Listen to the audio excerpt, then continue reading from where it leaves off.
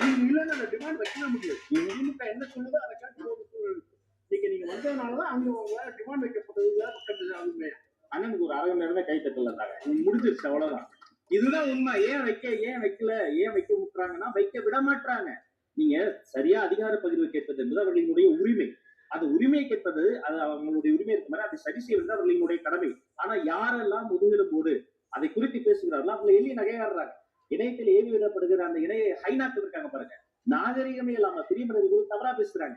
எந்த வகையில எங்களுடைய கொள்கை தலைவர் கர்மவீரர் காமராசர் குறைஞ்சு போயிட்டாரு, முத்தமிழர் டாக்டர் கலைஞர் மேல வந்துட்டாரு. அப்ப கலைஞரை பெருமைப்படுத்திக்க அதுக்காக காமராசரை தொடர்ச்சியாக இழிவுபடுத்தி பேசுகிற பொழுது அதை கண்டும் கண்ணிருந்தும் காணாததை போல கேட்டும் செவியிருந்தும் கேளாதது போல நடித்துக் கொண்டிருப்பதற்கு பேரு என்ன? அப்ப இதையெல்லாம் தட்டி கேட்கிறாங்க. அதெல்லாம் அவங்களுடைய உரிமைக்குள்ள இது அவங்க கூட்டணி சார்ந்த விஷயம். நீங்க கேட்கறதால சொல்றேன், இது இந்த காலத்தின் தேவை.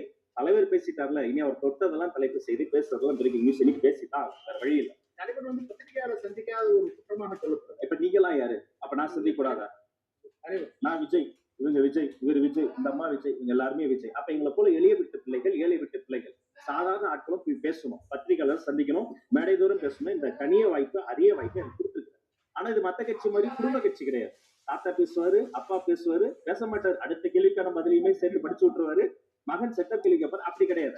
சரியான சந்தர்ப்பத்தில் அதுவும் நடக்கும். பொறுத்திருந்துப்பாரு. அண்ணன் சீமானுடைய டிவிக்கு மேல தாக்குதல் குறைஞ்சிருக்கா கூடியிருக்கா? 10 நாள் முன்னாடி அவரே சொல்லிட்டாரு, இனிமே அதை பத்தி எதுவும் பேசாதீங்கன்னு சொல்லிட்டு. அதே போலங்க சட்டம் ஒழுங்கு செய்தியிலிருந்து சந்திச்சிருக்குது. மிக மோசமான விஷயங்க. தோட்டத்து கொலைகள் அதுக்கு நான் கேள்விப்பட்டதே இல்லை. நாட்டுல புதுசா கண்டுபிடிக்கிறாங்க. ஏதாவது பேச பீகாருக்கு போனாங்க. பீகார்ல எவ்வளவு மோசமா இருக்கு. அந்த பீகாரிகளுக்கு இங்க பாதுகாப்பு. அப்பா அம்மா 2 வயசு குழந்தை சொல்லும் போது நான் தொழுது இருக்குது.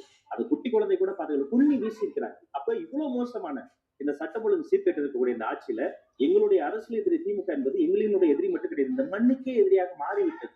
இந்த மக்கள் நலனுக்கு எதிராக மாறிவிட்டது. அவர்களை வீழ்த்த வேண்டும் என்ற இலக்கில் நாங்கள் ஓடிக்கொண்டிருக்கிறோம். எங்களுடைய இந்த ஓட்டம், எங்களுடைய நோக்கம், எங்களுடைய குறிக்கோள் என்பது வெற்றி தலைவர்களுடைய தலைமையில் எங்களுடைய நட்பு சக்தியை அரவணைத்து அதிகார பதிவு செய்து அடைய போவது உறுதி. இது காலத்தின் தேவை பொறுக்கப்பட்டுள்ளார். ஒவ்வொரு ரேஷன் கார்டு 2 லட்சத்துக்கும் மேற்பட்ட கடமை சுமைகளை ஏறி இருக்கு. அதற்கு நம்முடைய ஒரு செய்திங்க, ரேஷன் கடையில ஒரு 2.25 கோடி இருக்கும்னு நினைக்கிறேன். இந்த ரேஷன் கார்டுகள்ல வீட்டுக்கே அரிசி தருவோம்னு சொன்னாங்களா இல்லையா? சொன்னாங்களே, செஞ்சாங்களா? இது நாங்க மட்டும் கேள்வி கேட்கல, ஒவ்வொரு பொதுமக்களும் கேள்வி கேட்கிறாங்க. ஆனா என்ன பண்றாங்க, 5 வருஷத்துல ஒண்ணு விட்டு சித்தப்பாலாம் வருவார்ல, அவர் சித்தப்பாவே இருக்க மாட்டார். 1 விட்டு வந்தா 2 விட்டு வந்தா, அந்த மாதிரி ஒரு வருஷம் தர மாட்டாங்க, அடுத்த வருஷம் தருவாங்க, இந்த வருஷம் தர மாட்டாங்க, தேர்தல் வருஷம் தருவாங்க. சாமி நீ 3000 கொடுத்தாலும் சரி, 2000 கொடுத்தாலும் சரி, 5 ரூபா விசில வச்சு என் தலைவர் இந்த ஆட்சி முடிச்சுட போறாரு. இதுதான்